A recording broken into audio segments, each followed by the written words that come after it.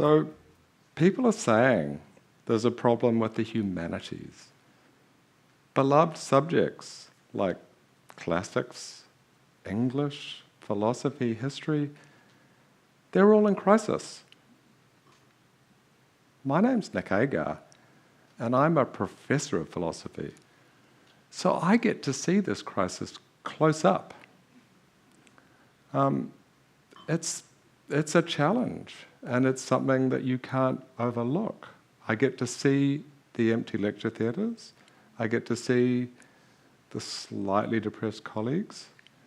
I get to see the expressions on the faces of the unsupported politicians.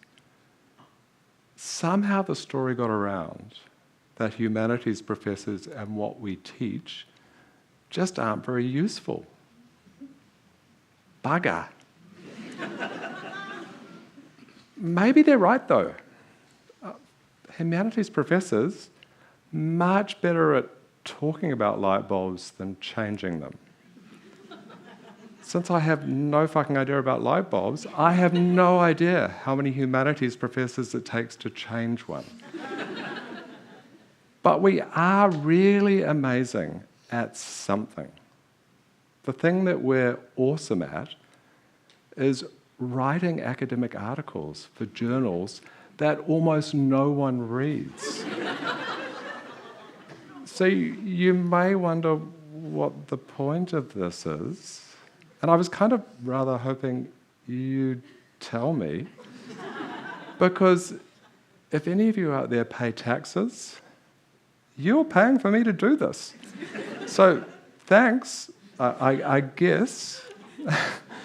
So the amazing thing is I write my largely unread masterpieces, and then I submit them to journals. And if you think that there's no money in the humanities, you are wrong. There is a shit ton of money in the humanities.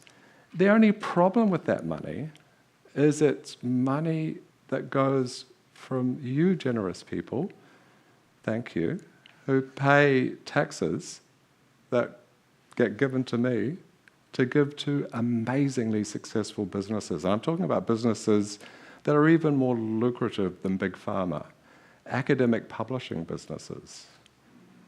So they take the money and they publish.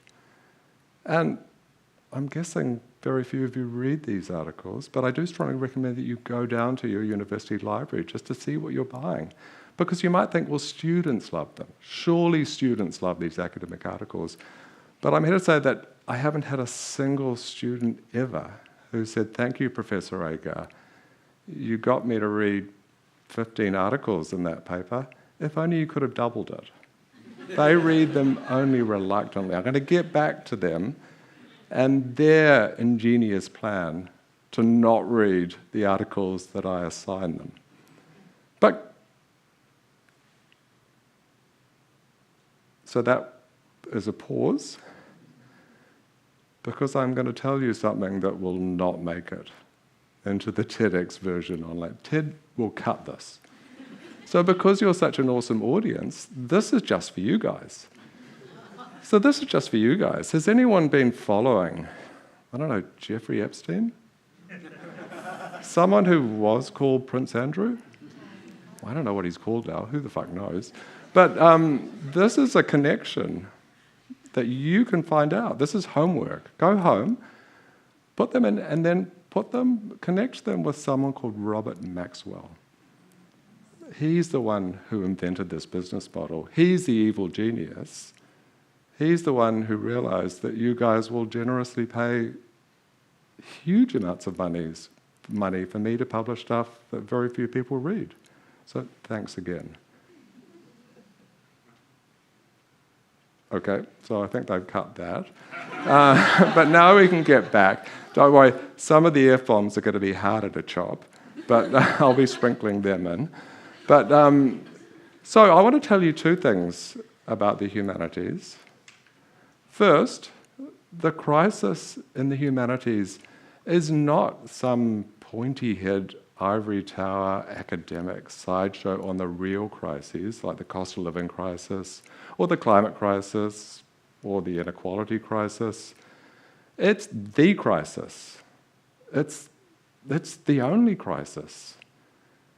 Because all of these other crises are only crises because of their connections with humans. So think about the climate crisis. Geologists tell us that 4 billion years ago, in the aptly named Hadean Eon, the surface of the Earth reached temperatures of over 20,000 degrees centigrade. So 2,000 degrees centigrade. I exaggerate sometimes. And that's way hotter than any climate change forecast from the International Panel on Climate Change. But since no humans were there, who gives a shit? Second, the crisis in the humanities is awesome. The only problem with that crisis is that it's not big enough. If you find someone trying to stop the crisis in the humanities, someone who's just saying no to a crisis, say no to them, because we need to make that crisis bigger. The philosopher Martin Heidegger said, "To be human is to be on the way." We're always going somewhere, headed somewhere, ultimately to death. He was German, but that's true of the humanities too. Humans and human problems are always changing. And that means the humanities always has to change. And who likes change? No one fucking likes change. Everyone hates change. The only way an institution like a university can ever change is by having a great crisis and not stopping it, making it bigger. No one likes change. So without crises, if the humanities weren't a field that feeds on crisis, that makes the most of crisis, I would still be studying the real meaning of ancient Greek words and sacred texts from 2,000 years ago. It was only crises where people said, "There's important stuff, you've got to do it," that made me change. So that's the thrill and the terror of being a humanist now. You're in constant crisis, but you have to be. So there are two words, two letters even, that sum up the current crisis in the humanities. And it's slightly awkward for me to even express them. AI. I mean, that is a crisis. And it's a massive crisis. And it's not going to go away easily. So if I assign an essay on Plato's theory of forms, how do I know? This is a good essay. How do I know who or what wrote it? Did a human write it? Did it come out of a human mind? Or did it come direct out of ChatGPT? Anyone who says that's easy is lying, pretending, hoping. But I'll tell you something else. That problem will easily be solved. And I'll tell you who probably won't solve it. It's people my age. But I'll tell you, flip forward 50 years into the future, they will have solved it. Because the humanities is all about these crises. And they'll be looking back and laughing at us. You thought that ChatGPT could replace us. God, people were stupid then. How could they believe that? Of course they couldn't. So I thought, well, okay, then I could get a grant, couldn't I, to build a time machine, to go forward into the future and say, how do I teach Plato's theory of forms? But this is the humanities and there's no money in the humanities, so no one will help me build a fucking time machine, so I can't go to the future. And I thought, well, given that there's no money, I can do the next best thing. I can, rather than saying, ooh, I'm suspicious, you could be cheating, I'm going to ask you, I'm going to ask the humanities professors of the future. I said, well, I'm going to turn it into a question.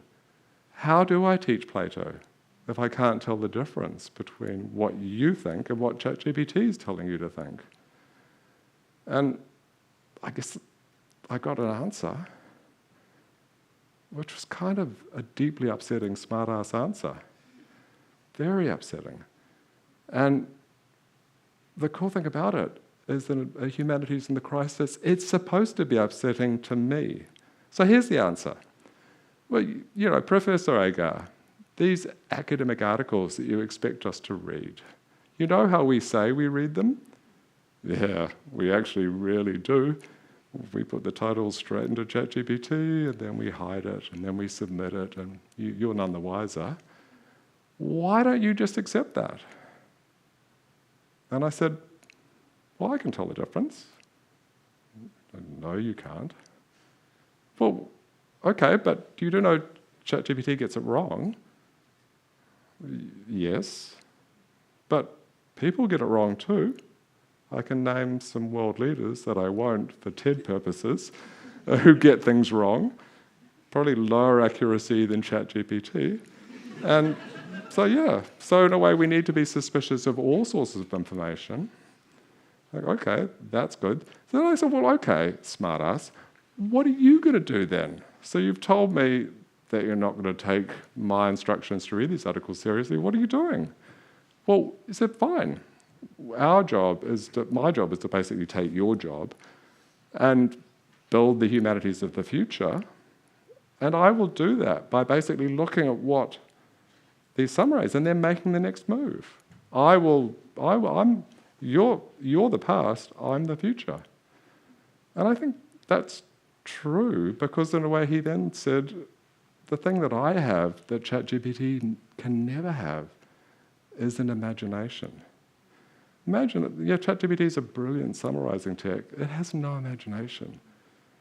And so anything new requires an imagination. And it's the imagination which shows how all these fears that we're going to be replaced by stupid machines are really no different from, they have calculators now, they're better than adding to us, we're screwed. Well, no, we're only screwed if we let ourselves be screwed, if we decide to give up. And there's another philosopher. So why not, live white male, dead white males, there's another one to bring out, Karl Popper.